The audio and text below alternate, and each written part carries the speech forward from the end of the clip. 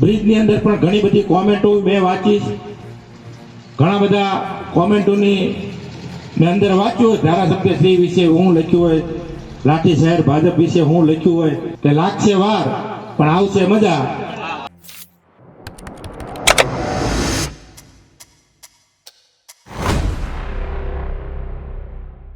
નમસ્કાર મિત્રો, વીટીવી પંચાયતમાં આપનું સ્વાગત છે. સરકારી કાર્યક્રમો હોય અને વિપક્ષના નેતાઓ ઉપસ્થિત રહે તેવું ભાગ્યે જ બનતું હોય છે, પરંતુ અમરેલીની આ ઘટનાએ અત્યારે રાજકીય ચર્ચાનું કેન્દ્ર બની છે. વાત છે લાઠીના ગગાડિયા બ્રિજની.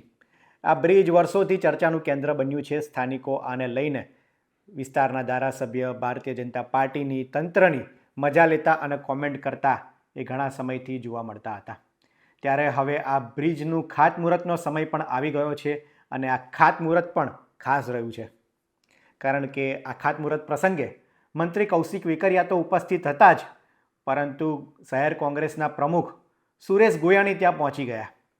સુરેશ ગોયાણી વિસ્તારના ધારાસભ્ય, ભારતીય જનતા પાર્ટીના ધારાસભ્ય જનકભાઈના તેઓ સન્માન કરવા માટે ત્યાં પહોંચી ગયા હતા.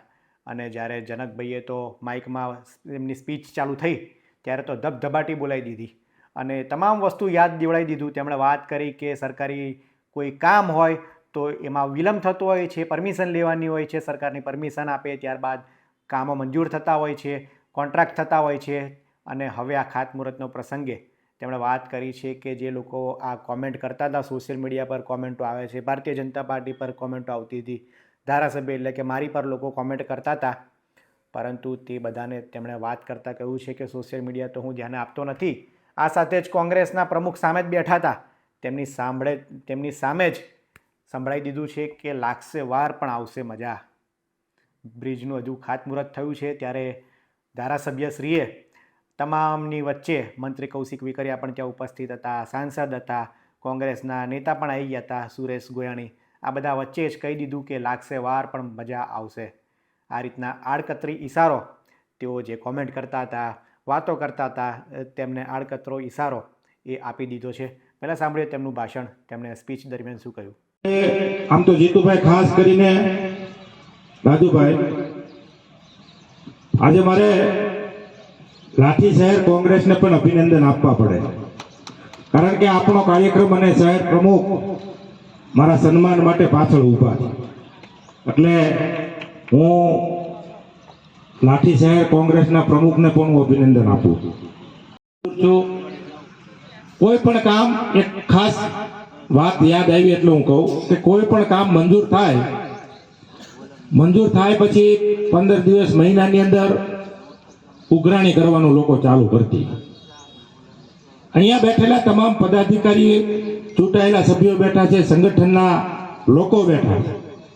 કોઈ પણ કામ મંજૂર થયા પછી એની 2 થી 3 મહિનાની પ્રોસેસ હોય, એટલે ખાસ કરીને વિસ્તારના લોકોને સમજાવવા પડે. ક્યાંક ને ક્યાંક વહેલા મોડું થતું હોય. આ કામની અંદર પણ, આ બ્રિજની અંદર પણ ઘણી બધી કોમેન્ટો મેં વાંચી, ઘણા બધા કોમેન્ટોની મેં અંદર વાંચ્યું હોય, ધારાસભ્ય શ્રી વિશે હું લખ્યું હોય, લાઠી શહેર ભાજપ વિશે હું લખ્યું હોય, પણ અમે ક્યાંય કોમેન્ટોમાં પડતા નથી. વિકાસ કઈ રીતે લાઠી શહેરનો અને આ વિસ્તારનો થાય, અમે એ દિશામાં આગળ વધીએ છીએ.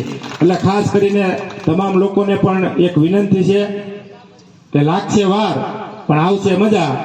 એટલે આપણે આ વિસ્તારનો વિકાસ કઈ રીતે આગળ થાય એ દિશામાં આપણે બધા આગળ વધીએ. હસ્તુ વંદે માતરમ, ભારત માતા કી જય. ભાજપના ધારાસભ્ય જનક તળાવિયા એ ટોન્ટ મારતા જોવા મળ્યા અને વિસ્તારમાં જે લોકો તેમની ટીકા ટિપ્પણી કરતા હતા તેમને આડકતરો જવાબ હતો.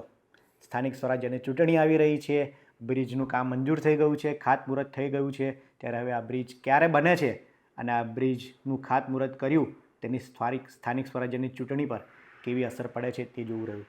હાલ તો આ પહોંચવું, કોંગ્રેસના નેતાનું કાર્યક્રમોમાં પહોંચી જવું, ધારાસભ્યનું સ્પીચમાં આ રીતના આડકતરી રીતનો પ્રહાર કરવો એ વિસ્તારમાં ચર્ચાનું કેન્દ્ર બન્યું છે. આવા જ ઇન્ફોર્મેટિવ વિડીયો માટે વીટીવી પંચાયત જોતા રહો. ધન્યવાદ.